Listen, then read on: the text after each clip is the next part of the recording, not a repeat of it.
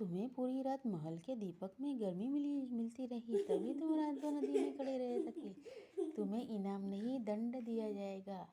उसने सैनिकों को आदेश दिया कि इस ब्राह्मण को बंदी बनाकर कारावास में डाल दिया जाए।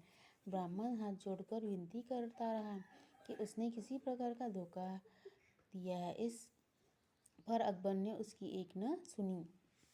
बच्चों, इसमें से हम देखेंगे पहले पेज पर जो बताया गया है कि अकबर ने, एक ब्राह्मण ने कहा कि मैं दरबार में आया और उसने कहा कि मैं पानी में खड़े रह सकता हूँ, मैं ठंडी के मौसम में, मुझे ठंडी नहीं लगती, ऐसा कहा। तो फिर राजा ने कहा कि चलो ठीक है, मैं तुम्हारी परीक्षा लेता हूँ। और वो 2 सैनिकों द्वारा नदी के किनारे ले चला गया और उसे रात भर पानी में रहने को कहा गया।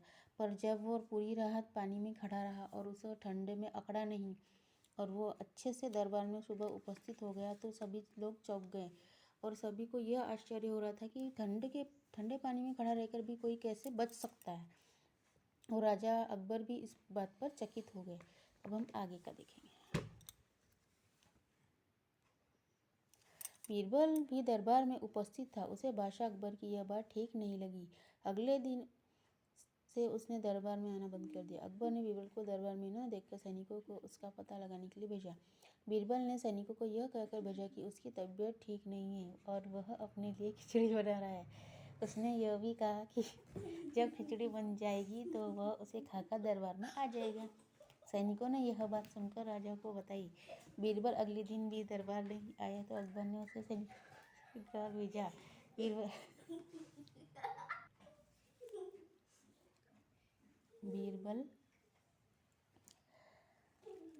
बीरबल ने सैनिकों को फिर यही कहा कि उसकी खिचड़ी एक पक रही है और जब खिचड़ी बन जाएगी तो वह आकर दरबार में आ जाएगा। सैनिकों ने बादशाह अकबर को यह बात बता दी। यह सिलसिला अगले कुछ दिनों तक चलता रहा। अंत में बादशाह को क्रोध आ गया और स्वयं उन्होंने बीरबल के घर जाने का निर्णय लिया। जब वे बीरबल के घर पहुंचे तो उसने हाथ जोड़कर उनका स्वागत किया और आदर सहित बैठाया। बादशाह ने गुस्से में बीरबल से पूछा कि खिचड़ी का क्या हुआ। बीरबल ने कहा, महाराज, मेरी खिचड़ी अभी भी पक रही है। यह सुनकर बादशाह अकबर को क्रोध आया और भी बढ़ गया। उन्होंने बीरबल से कहा कि यह उनकी खिचड़ी देखना चाहते हैं। यह सुनकर बीरबल उन्हें रसोई में ले गए और अकबर ने देखा कि एक लंबे डंडे के ऊपर एक हांडी टंगी हुई है और नीचे थोड़ी सी आग जल रही है। यह देखकर अकबर जोर जोर से हंसने लगा। उन्होंने बीरबल से कहा, तुम मूर्ख हो, इतनी ऊंची हांडी टांगने से खिचड़ी कभी भी नहीं पकेगी, क्योंकि हांडी तक तो आग की गर्मी नहीं पहुंच पाएगी। बीरबल ने तुरंत उत्तर दिया, महाराज, यदि नदी में खड़े ब्राह्मण को आपके राजमहल की से जलता हुआ दीपक गर्मी दे सकता है तो यह आग भी मेरी हांडी को अवश्य गर्म कर सकती है। बादशाह को अपनी गलती का एहसास हो गया। उन्होंने उसी समय ब्राह्मण को कारावास से मुक्त करवाकर उसे इनाम में 100 सोने के सिक्के दिए।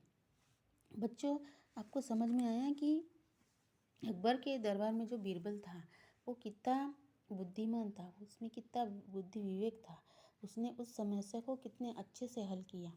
उसने कितना अच्छा एक तरीका अपनाया कि वो महाराज अकबर को समझा सके कि किस तरह से वो गरीब किसान उस दिए से गर्मी नहीं पा रहा था। तो उन्होंने खिचड़ी को पकाने का ऐसा जरिया बताया। बीरबल ने खिचड़ी पकाने का ऐसा उपाय बताया जिससे कि महाराज को सब अच्छे से समझ में आ गया कि उस दीपक से उस गरीब ब्राह्मण को बिल्कुल भी गर्मी नहीं मिल सकती थी।